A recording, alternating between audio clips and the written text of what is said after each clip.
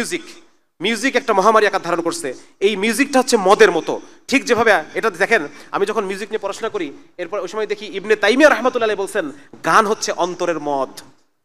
সাথে সাথে আমার অন্তর মানে আল্লাহর দিকে রুজু হয়ে গেল, আর আমি চিন্তা করলাম, আল্লাহ আপনি আমাদের পূর্ববর্তী ওলামায়ে কেরামকে কত ফিরাসাত দান করছেন। আজকে পড়তে গিয়ে আমি ঠিকই দেখতেছি যে গান একদম মদ যেভাবে কাজ করে।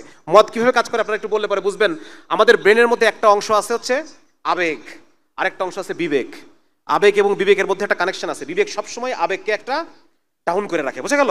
আবেগের জায়গাটাকে একটা ইনহিবিশন করে রাখে, ডাউন করে রাখে, যাতে করে মানুষের আবেগটা উপরে না আসে। মানে আবেগের মাধ্যমে কাজ যেন আমরা না করি, আমরা যেন বিবেকের মাধ্যমে কাজ করি। এই সিস্টেম আমাদের বডির মধ্যে আল্লাহ দিয়ে দিচ্ছেন।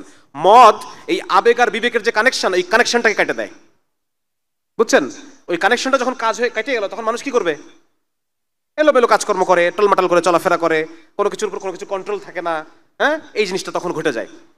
তো এখানে মদ বিজ্ঞানীরা গবেষণা করে দেখছেন, একইভাবে যে ব্যক্তি গান শুনে, ওই গান শোনা মানুষটারও আবেগ এবং বিবেকের মধ্যে কানেকশনটা সাময়িক সময়ের জন্য বন্ধ হয়ে যায়।